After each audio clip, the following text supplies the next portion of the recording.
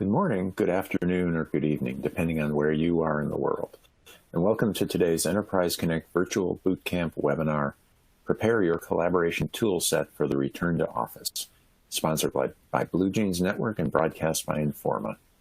I'm Eric Kraft with Enterprise Connect, and I'll be your moderator today. We have just a few announcements before we begin.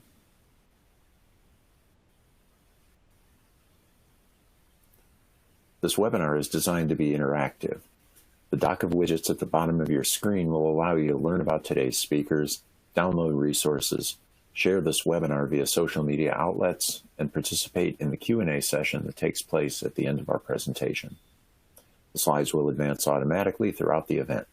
You may also download a copy of the slides via the Resources widget. Toward the end of our webinar, we'll ask you to complete our survey found on the right-hand side of your screen. Please take a minute to fill this out before leaving us today, as your feedback will provide us with valuable information on how we can improve future events.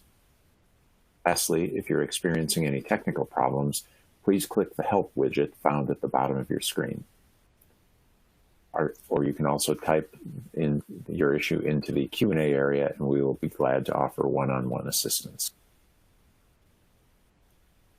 So now on to the presentation. Our featured presenters today are Jim Kelly, Analyst and Consultant at Recon Research, and Zach Bozen, Vice President of Product Marketing and Communications at Blue Jeans Network. I'll turn it over to you, gentlemen.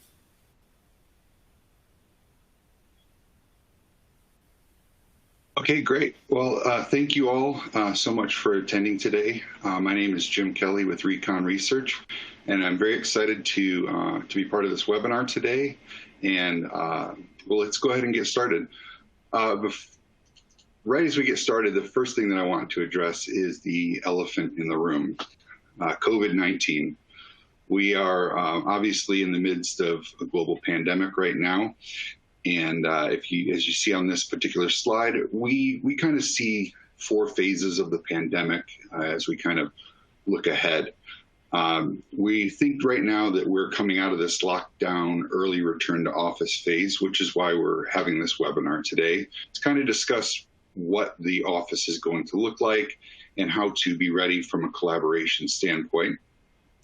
So, so we believe that we're in this early return phase, and then, as we move through, there will be phases later on.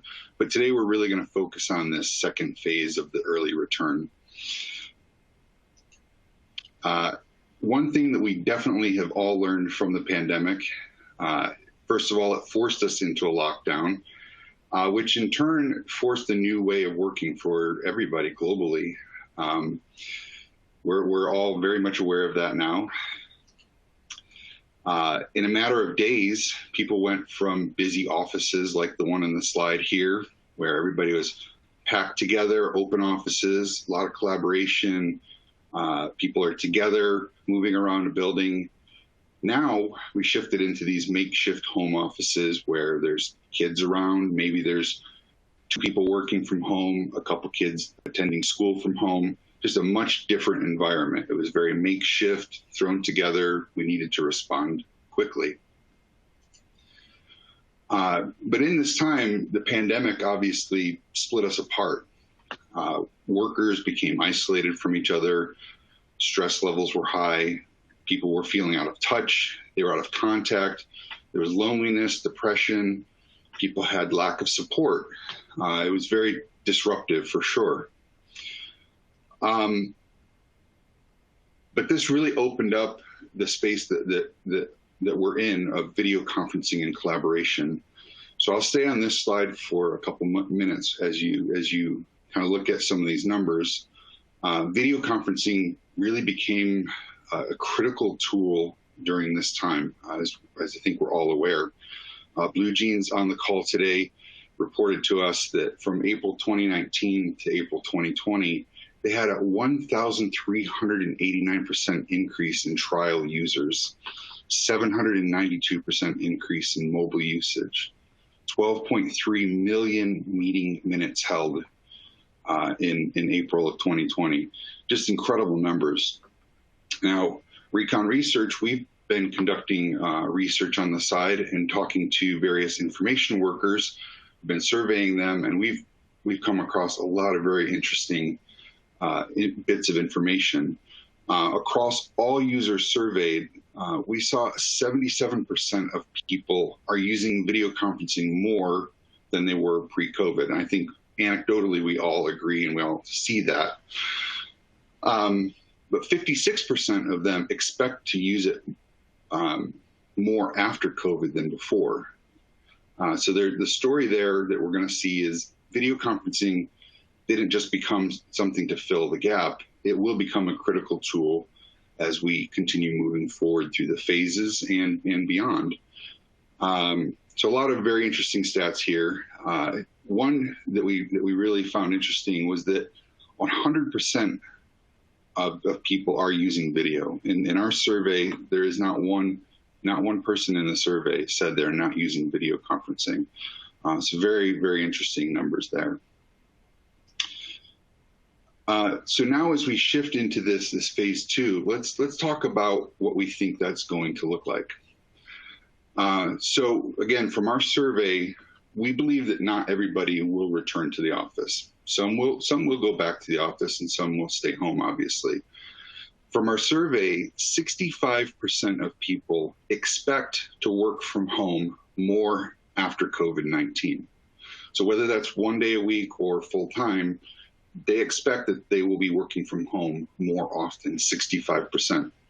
Interestingly, 60% of companies want that to be the case as well. So there will definitely be a shift going forward that we think is going to be sustained. So what factors will go into this return to the office? We believe, it will be a gradual return, but there's a lot of factors involved. Location, different states, different countries are responding differently. Even within each state, there's different regions that are responding differently. Different industries. Some industries simply can't have employees at home. They need people in an office or a space. The company, the culture of a company, politics, media, the economy, building readiness. So some companies are making big changes to their buildings, so they're going to need people to stay at home a little bit longer before they can come back. Kids at home. This is a very real factor that when the kids go back to school, or if kids are not going back to school, what will that look like? What's the status of the virus? I'm in Arizona right now, and we're in the news because the virus seems to be resurging a bit here, but other states or other places in the world are, it's on the decline. So there's some ebb and flow. Legal issues. Can employees be fired or let go because they don't want to come to an office? So that's at play. Transportation is also at play. For instance, do people want to get on a crowded subway to get back into an office, or what will that look like? So a lot of factors involved that are going into this. But what will the office look like when people come back? I think that's one of the big questions that we're looking at here. Social distancing is going to be a must. Masks, in a lot of cases, will be a must. People will still be scared to some degree. There's varying degrees of that. Some people might not necessarily want to be in the office, but they know they need to be there for a job role. So there's going to be some people that are scared. And there's going to be a general awkward feeling. When you left the office back in the spring, there were a lot of people there. And now there's not as many people. Everybody's spacing out a little bit more. People are wearing masks. You're not seeing the smiles. The interaction is different. So there's going to be an awkwardness to this time. Another big point here is that everything in the office is controlled by touch. You've got elevators, the vending machine, the copy machines, the water machine. Everything is touch. And people are nervous about touching surfaces that other people are touching. So again, that just contributes to this awkwardness of what the office is going to look like. Before we talk about the meeting room a little bit, I want to take a little bit of a step back and talk about video. and what has happened during this time. So obviously the form of our meetings has changed. As you see in this chart here, before COVID hit, we had, we had a couple meeting rooms that would get together, and people would kind of pack into those meeting rooms and meet on video, or maybe just a small group would get together. But that group of, say, 7 people during COVID were no longer together. So they were all on video conferencing or using other tools. So you see in the middle here, we have COVID, where we have various sites. Everybody's working from home at this point. Video conferencing became a very important, critical tool. And now as we shift back to the office, we still see that there will be a high utilization of these tools. Maybe a couple of people will sit in a room together. We'll talk about what that looks like. But the people will still be conferencing in this manner. So in regards to the meeting room, meeting rooms by definition are spaces where people get together to collaborate. But the number one rule of COVID-19 is that people should not be together. So this makes our conference rooms look a little, it puts them in a different light now. They're not the place that people want to go at this very moment. And as before we entered COVID, one of the big discussions in our industry was huddle, huddle, huddle. We were talking about putting huddle rooms everywhere. There's 45 million huddle rooms globally. Everything was about huddle rooms, but huddle rooms are not distance friendly today.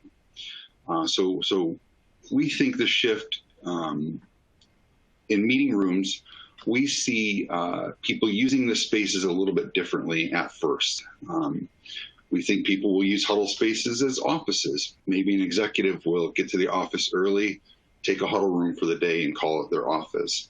Medium rooms, there's not going to be as many people that want to be in a medium room because they want the space. And then a large room will become a medium room in a lot of cases. But the important note here that we do want to call off is don't write off meeting rooms. Again, today in this conversation, we're really trying to focus on this phase 3 or phase 2, where people are just coming back to the office, spacing out a lot. But when you think about phase 3 and phase 4, we believe the meeting room comes back to play. In fact, we believe the meeting room will come back in a big way because people will continue collaborating, and those tools that they have today are going to become more critical, which means more rooms will need to be enabled with the technology. So how do we see these decisions? What kind of decisions do you need to be making today as you prepare for these tool sets? When we first started this, everybody was panicked, right? Everybody needed to get connected really fast. Every collaboration tool was just exploding in growth. We talked about blue jeans at the beginning, massive, massive numbers. And the great thing is you did it. We were able to stay connected, and companies kept moving during this time. So our message today is that as we move into this phase of some people going back to the office, some people staying home, this is the time to optimize and right size. So if there are components of your experience that are not working correctly, this is when you should be optimizing it and getting the tool set ready for this next phase. So here's some of the things that we would encourage you to focus on. One is consistency. This experience that people have had in a home office, as they move back to an office, is the rooms that they're in, the tools that they have back in the office, is it going to be a similar experience to what they have today? We also think that being mobile friendly is going to be important as well in your conference rooms and in just the general day-to-day activities. People are going to be moving around a little bit more than they were before. We also think it's important to look at interoperability. This is a term that video conferencing loves to use over the years, but it's becoming a very important term today because different teams and different groups are on different tools today. So we think that interoperability is critical to continue communicating. Security is also extremely important. With video conferencing and collaboration becoming the big hot topic during COVID-19, there has been an increase of attacks. People are finding ways to attack these systems, exploit weaknesses. So security is very important, and it needs to be considered. After all, you don't want to be the ones that, you don't want to be the company that your information gets out because somebody forgot to handle their data correctly. Reliability is also going to be critical. Networks were scoped for a certain size, and with this growth, companies have to look at what it's going to look like when everybody's back, or when people are back in the office using more video conferencing than they were, using platforms that are going to be reliable. Very, very important to think about. We also think there's a big place for monitoring, management, and analytics. As you see in this slide, I have just a quick snapshot of Blue Jeans and their command center. There's a lot of very interesting and important information for administrators to know what kind of experience people are having. That's where the monitoring comes in.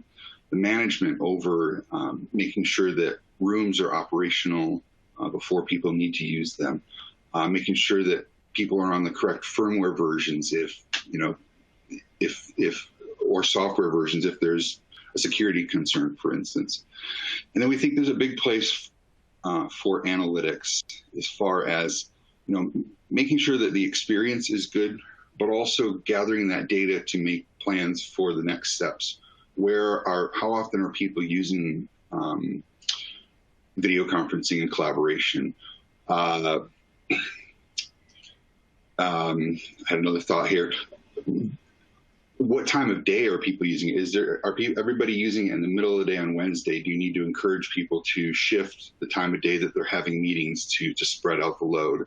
How many people are in meeting rooms, for instance? How many people are using the meeting rooms? Are they just sitting out on the floor? Are more people still working from home? So there's a lot of information from an analytics standpoint that an administrator can use to plan for the next steps and keep an eye and stay a step ahead. We also think it's important to empower your organization. Choosing a calling service or platform like Blue Jeans that is going to be reliable, secure, give you the tools that you need. That is going to be very critical. Some organizations, like we said before, just panicked and grabbed whatever they could. Now there's this period of time where you need to evaluate what the best path is going forward. Personal devices, in this case, not necessarily speaking about mobile phones, but speaker phones, cameras. Are you equipping and empowering your team to have the best possible quality of experience? Or are they focusing an old webcam out the window and you can't see them, they look like they're in witness protection? Or are you helping them think about how to set up their office so that they have the best experience? In regards to the meeting room environment, are you thinking ahead about what those meeting rooms are going to look like and how you need to scale for the changes coming? In summary, as we said at the beginning, COVID-19 clearly has changed the planet. We're all very much aware of that. And if there's a silver lining to it, we believe that it has made video conferencing and collaboration more important than ever. And that warrants a great deal of attention for organizations as they plan how to move forward. We also believe meeting rooms may be a bit scary today as people come back. But we believe in the long run, meeting rooms are going to become more critical than ever. That space that you have for meeting rooms will be critical in how it's equipped. And we kept the lights on. Everybody kept the lights on and kept running. Now it's time to optimize for the future. Thank you for your time. And I'm going to pass the ball now to Zachary with Blue Jeans.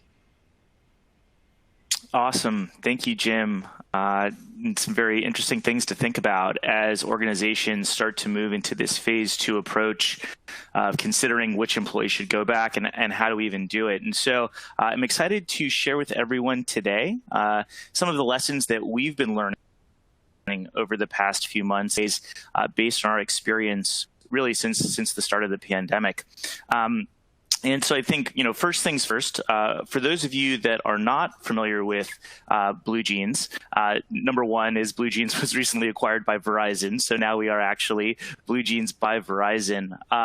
Still the same great products, same great team, just now have the reach and scale that a company like Verizon provides. But really, to kind of frame up our different solution offerings, our core offering, Blue Jeans Meetings, this is our flagship video conferencing offering used by small organizations and large enterprises all across the globe.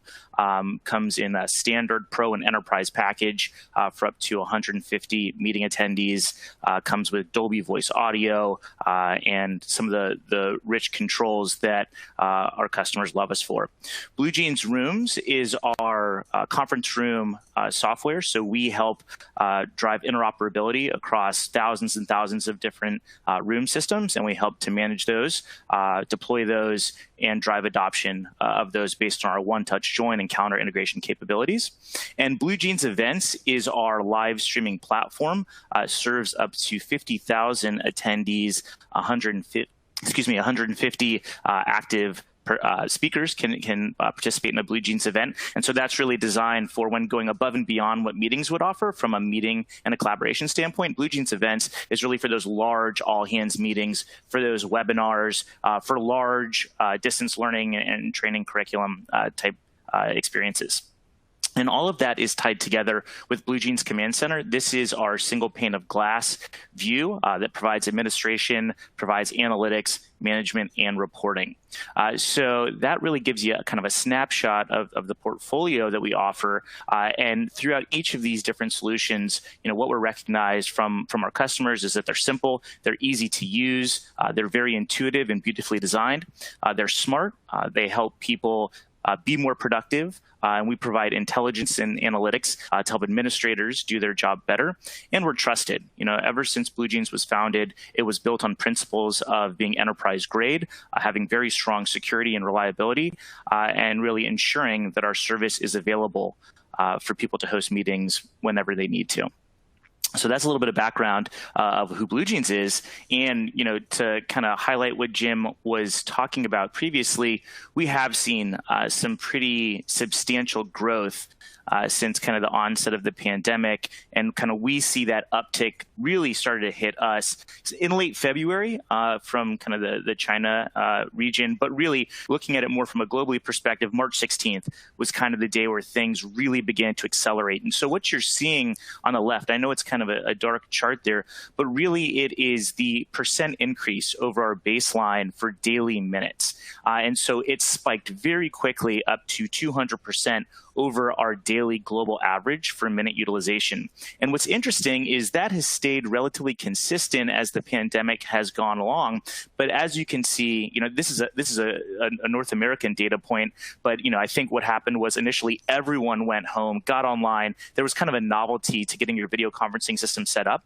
And what we've seen is that start to trend back down as some folks have entered back into the office. You see a dip there around Memorial Day, but nonetheless, we're still seeing well over 170% above our daily average minute rate. So tremendous growth, and we're continuing to learn from that experience. So to kind of give you double click into some other data points, monthly endpoints grew 4 times. So if you look at April 2019, we had about 15 million different endpoints join a Blue Jeans meeting during that month. In April of 2020, we saw 60 million endpoints join. So 4 times the number of endpoints joining in kind of the peak pandemic period. We also saw our customer base double, right? So a lot of that was kind of smaller customers who had not, had a video conferencing solution. They needed to get spun up quickly, and that happened very rapidly. And so I highlight this unprecedented utilization. So, and Jim had this data point as well. So in April 2019, we had 475 million minutes used in April. And this past April, we had 2 billion minutes used. So, I know that this isn't just a BlueJeans phenomena. I know whether you're using Zoom or WebEx, Microsoft Teams, Google, everyone saw this tremendous increase. And I think the key is not only that, our service and the collective services delivered the video conferencing experience that our customers needed at the time, but that we were able to learn from it. And so we were able to learn how customers use mobile, for example, in different ways than they use the desktop. And so our mobile usage grew tremendously. And so there's a lot of insights that I think we were able to glean through all of this utilization. They're going to help prepare us from a product standpoint, but also help our customers as they start to think through what does the future look like. We know that it's going to be different than where we came from. And so we want to make sure that our product roadmap and our strategy is informed by whatever this new normal looks like. And I think there's kind of 3 key themes that have bubbled to the top for us. Number one, and Jim highlighted this as well, security is essential. Security for video conferencing has been in the headlines ever since the pandemic really took hold. And I think there's a lot that we want to highlight there and stay focused on. Flexibility, so whether we're talking about interoperability, whether we're talking about mobile, obviously being able to support a workforce that is everywhere is mission critical. And so there's, I think, some good learnings as to how we can help customers do that. And then ultimately, productivity is king. There's a lot of distractions in this new normal, whether those are kids at home, whether that's trying to figure out how to attend all these new meetings that have popped up on your calendar. And I think we've got some interesting takeaways on how organizations continue to drive productivity, even in an environment that's hybrid, where you have some folks starting to enter back into the office while some are still remaining remote. So I'd like to kind of dive into each one of these a little bit and highlight some of the key takeaways. So first and foremost, security taking center stage. And I think what's interesting for those of us that have been focused on this industry for a while is that, there were always, customers of ours who were power users.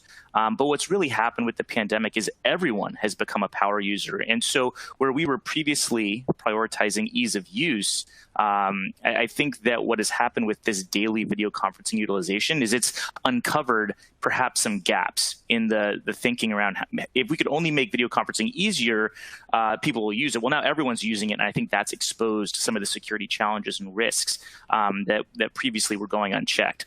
And just as an example of that, meeting IDs were very easily identifiable. And I think one of the critical things that was happening in the early stages of the pandemic is everyone was taking screenshots showing that their team was now working remotely, but you could see the meeting IDs at the top of the screen, regardless of what platform you were using. So obviously that's problematic if you're beginning to expose those meeting IDs. People or organizations really weren't using passwords in a very regular cadence. And so, you could get into these meetings because they were being exposed on Twitter, and people weren't locking them down because passwords weren't needed. If you were just typically meeting with your colleagues, there really wasn't the thought process behind, well, this is going to get out. Unfortunately, there are bad actors out there, and we saw what had happened. Additionally, it was easy with the tools to be able to share content. Anyone could steal the ball and show what's on their screen. It made collaboration frictionless. And that was the idea behind video conferencing. Let's take something that's historically been very challenging and make it super simple. And now we know that as we kind of moved into that direction, it introduced a lot of risk.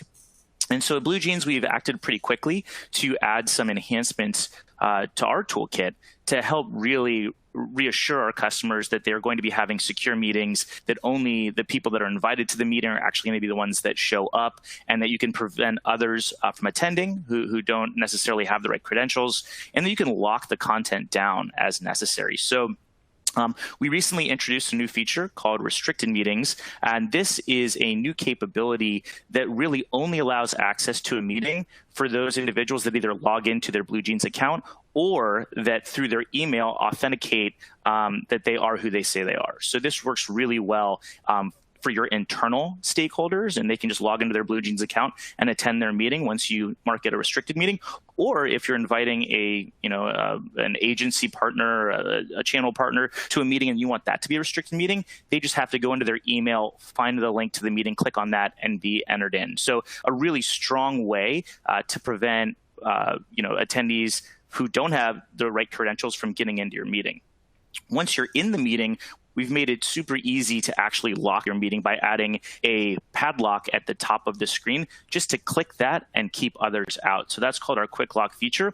And a lot of times what we see is if you're in back-to-back meetings, like I am most days, you might be using your personal meeting ID, and that makes it simple because everyone remembers your ID. You can stack those meetings up. But if you're having a confidential conversation, you may want to lock that meeting so the next attendees can't get in. So this is an easy way to secure that meeting right when you're in it, and then open it up and let folks come in from the waiting room.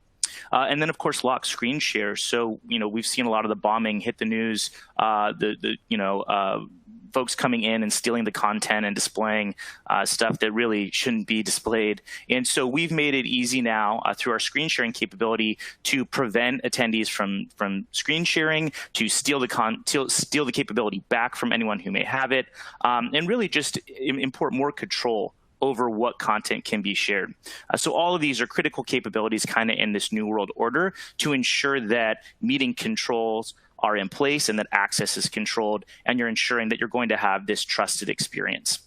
Now, what's important to think through is, okay, so we've done that from a work from home standpoint once everyone's gone on to video conferencing, but what happens now when everyone heads back into the office? And I think as vendors, we've been hyper-focused on ensuring that the desktop and the mobile experience is airtight from a security standpoint, but now we need to think through, well, what are the implications for our room systems as, you have attendees who are headed back and are planning on using those. So I think, tip number one is just make sure that those new standards, whether it's meeting access, passwords, being able to implement locking the screen share capability, you want to make sure that those exist holistically across not only the desktop clients and the mobile clients, but also in the room software.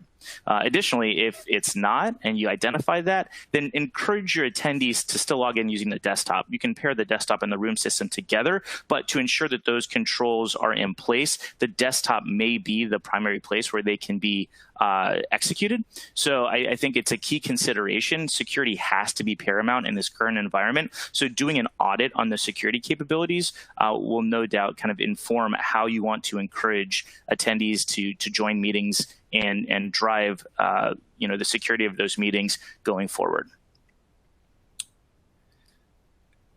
The second kind of key idea here is around flexibility. And I think Jim alluded to this point as well, which is that we see certain individuals headed back into the office, but by no means is everyone running to get back into the office. And so you're still going to have this hybrid environment where you have some folks at home, you have some folks in the office, you have some folks starting to go out places because shelter in place is starting to end.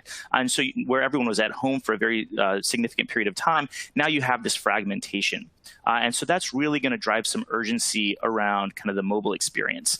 And what's interesting is pre-COVID, I wouldn't say that the mobile experience was necessarily a priority for many of the vendors in our space. I think where video conferencing comes from, a very hardware-centric legacy, the room system, the conference room, the meeting room, those were the focal points. The huddle space explosion that we'd seen over the past few years kind of put a little bit more pressure on, that hardware side of video conferencing, and mobile clients were secondary. Either they didn't have the same features or the layouts were different, and we were kind of second-class citizens in terms of what the room systems were receiving attention for, as well as the desktop.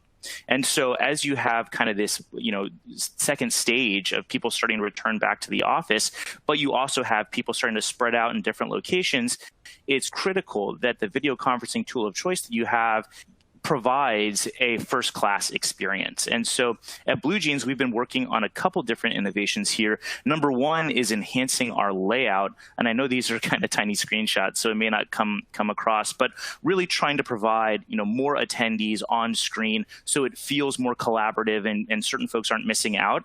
So just providing a refreshed experience so that when you're on your phone or you're on your iPad or your tablet, you can have just as great of a video conferencing experience as you can have when you're in front of your desktop or you're in a room system. Second, we have implemented Dolby Voice, so our audio technology that we partner with Dolby on, into both our Android and our iOS apps. And so this is critical because wherever you're traveling, chances are there's going to be some background noise. Maybe you've got kids in the back seat, or maybe you are starting to fly, and so you're going to be going to an airport which may have noise. Any of those types of things can be very distracting from a video conferencing standpoint. So Dolby Voice blocks that out. So having that in the mobile clients is huge. And then third, we've introduced something called commute mode.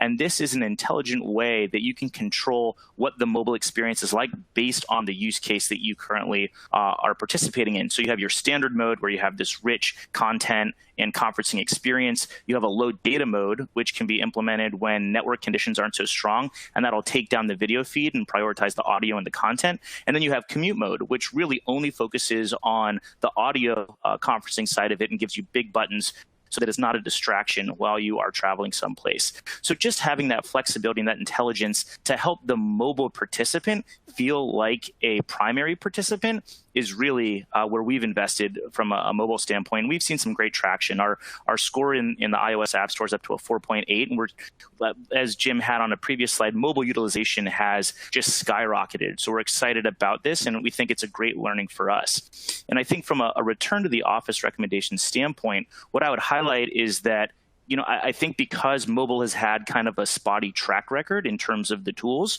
invest in training for your employees, help them understand what's available from a mobile standpoint. So as they start to kind of stretch away from the house, as they start to commute again, but they still have meetings on their calendar that they need to participate in, make sure they know the mobile tools that they have available to them. And tech enable them. If your employees don't have great headsets, I would say there's a great opportunity then to at least educate them on what they should have and provide it for them. Because as they go on the move, they're going to want to stay connected, and having the right technology at your disposal can make a big difference. Thinking now a little bit more about flexibility, but thinking about it from an in-office standpoint. And when you think about the conference room, and Jim highlighted some of this as well. Historically, the conference room was a very kind of touch-centric experience. Whether you were, dialing in on a conference phone, whether you were actually unplugging and plugging in cords, whether you had all these different remote controls that you were flipping on to get the monitor on and get the different room systems going, or if you actually had kind of an integrated room controller, it was still driven by the meeting host or meeting attendee's ability to join that meeting, punch in a code, join with one touch, what have you. And, as kind of we've previously discussed, that is kind of an outdated approach now, where you're not going to want to have your in-office employees, pulling and ripping out a bunch of cords or grabbing remotes or touching a screen. And so it's mission critical now that you invest in some touchless experiences. And at Blue Jeans, we've got 3 different approaches that we have been driving forward. One is our auto join capability, and this is a new feature where you can actually schedule a room system to automatically join a meeting at the beginning of the scheduled time, and it'll also shut off at the end of that meeting. So you can walk in and expect the meeting will have started, and you can have the meeting end. So that's one way that's touchless. For a couple of years now, we've actually had an integration with Alexa for Business. So you can use voice commands to initiate a meeting. So that would be another touchless approach. And then another key thing that we're investing in is to actually be able to use your mobile device as a controller to initiate and join meetings and get the room system fired up. So today we actually use proximity-based technology to transfer your calendar from your phone onto a device. So the next step for us is to take that proximity experience and use it to actually control the endpoint. So I think there's a couple different options that organizations are going to have available to them. And so I think as you consider moving back into the office, you're clearly going to want to understand how many folks are coming back in, what the cadence is and the utility of those rooms that you're going to have available, and really establishing and documenting the ground rules and instructions. Because there's going to be some change management here, and you're going to want to highlight how you can actually join a meeting and do it effectively and efficiently and streamline that experience. And so one of the things you can also do is just survey those employees and ask them, how do they want to join? Do they want to have their meetings automatically start? Are they comfortable with voice commands? Would they want to use their mobile device to do that? and really get some understanding about those employees and try to craft that experience that's going to be safe, but also be very effective for those employees that are in the office. Another kind of key area that we've identified pre-COVID is very important, now almost doubly as important, is that employee burnout is a very real thing.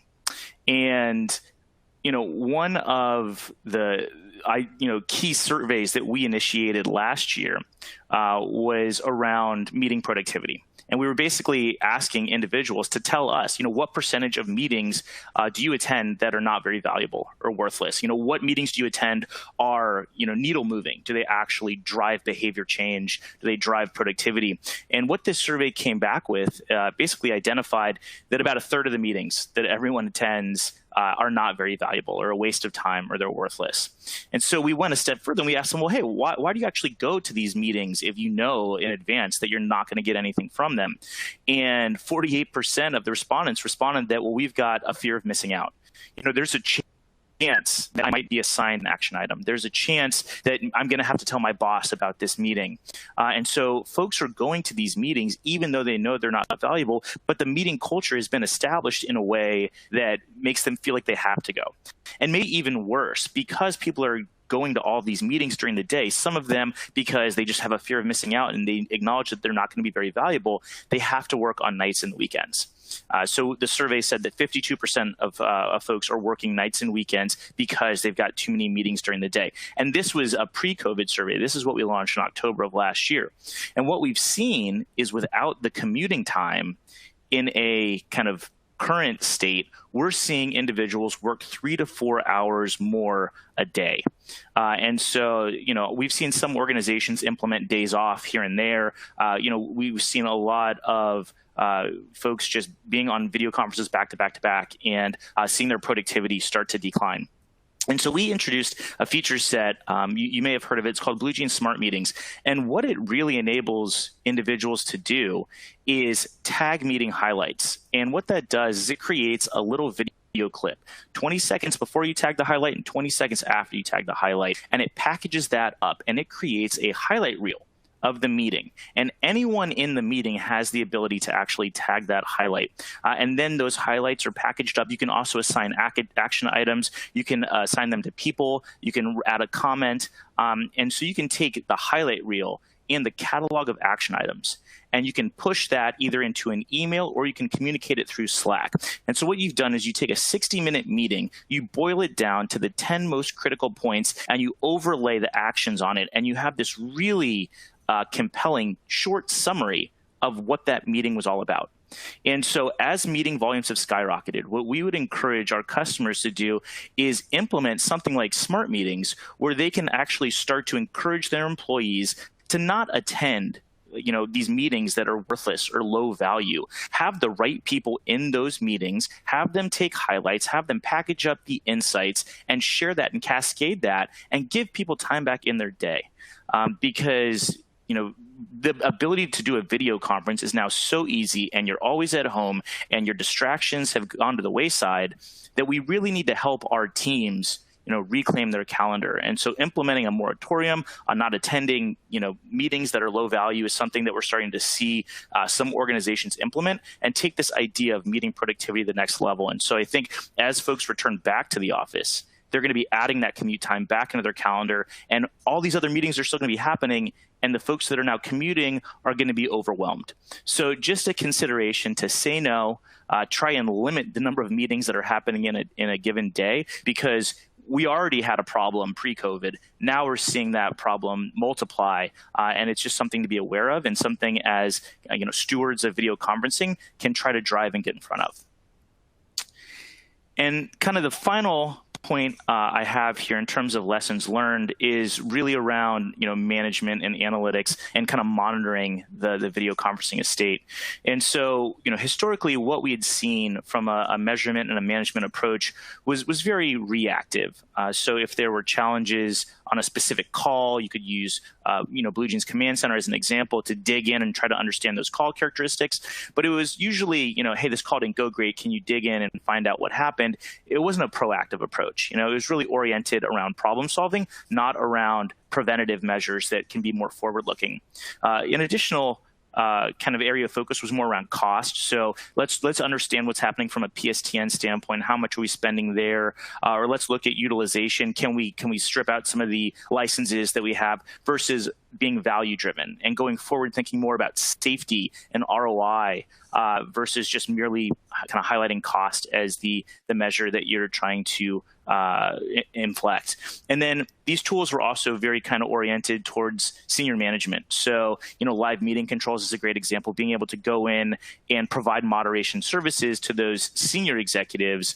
But now we need to think about everyone. Right? We need to think holistically about every employee that's going to be going back into the office and every employee that's remaining remote. And so what we'd recommend is, ensuring, number one, that you have the tooling to be able to assess progress and analyze the video conferencing environment, but really kind of doubling down on change management, right? These new behaviors are going to be expected.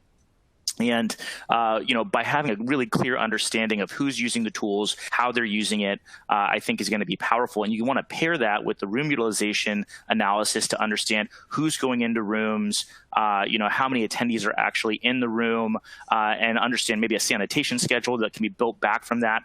A lot of great insights can be pulled from just overall understanding the trends of who's dialing into the service, expecting that meeting volume should start to go down a little bit as people head back into the office.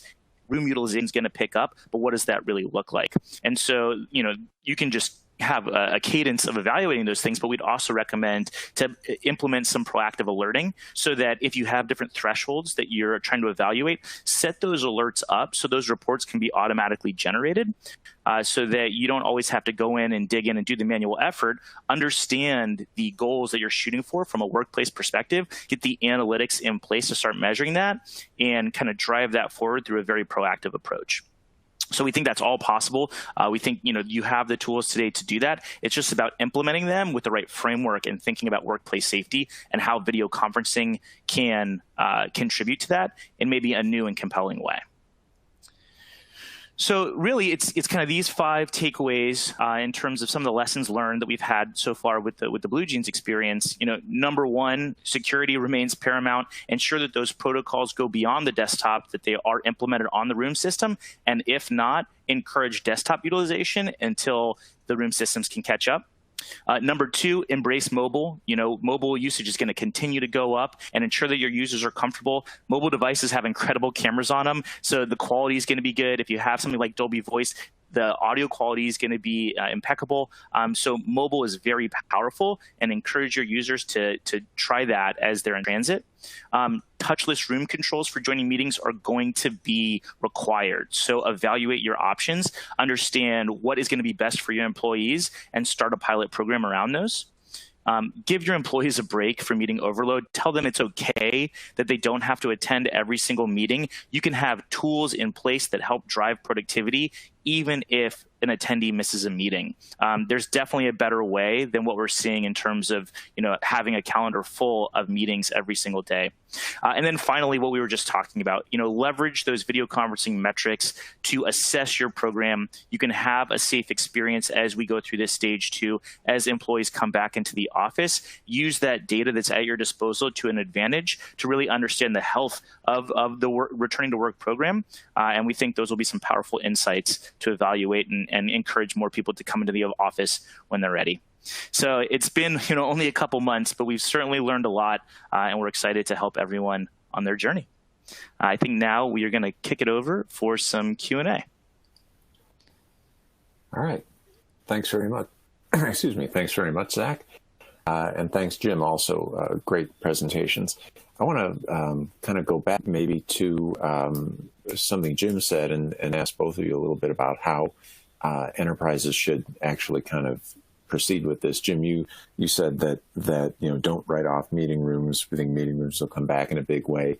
You also described kind of in this interim period where there's this kind of scaling down, or maybe it's scaling up, where a room that had been meant as a huddle room becomes kind of a single person occupancy for the time being, and so forth, kind of on down.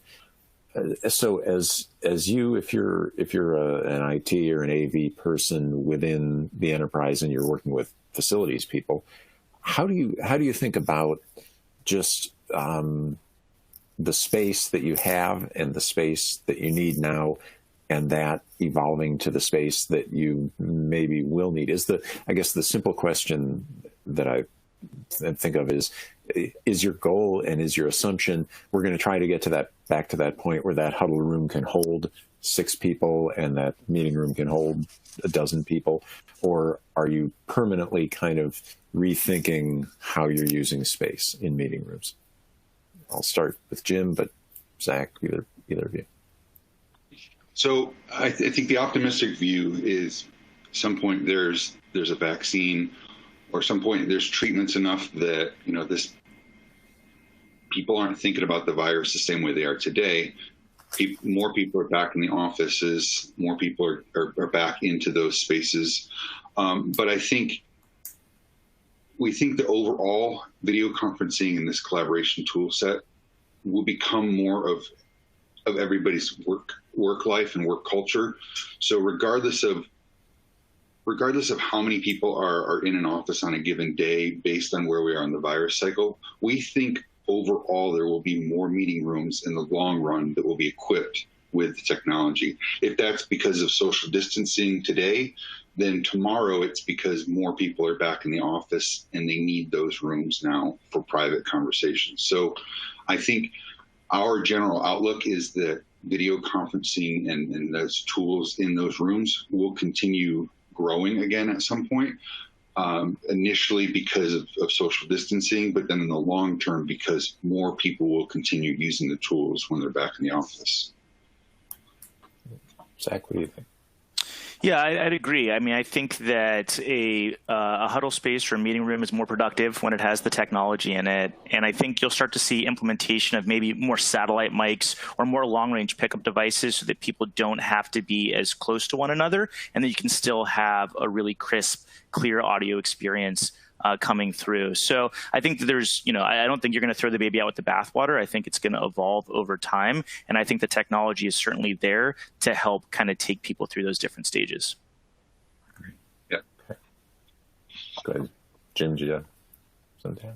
Yeah, I completely agree. And I think, the technology as of late, as far as microphones, you mentioned Dolby here, the technology is rapidly expanding because the manufacturers know that there's going to be these types of requirements around cameras that can pick up the room differently, microphones that can pick up the room, maybe rooms that need to be stood up rapidly for changing dynamics here. So I think all of those pieces are coming together to enable rooms to be scaled up or scaled back as required. And I think that's the environment we're in.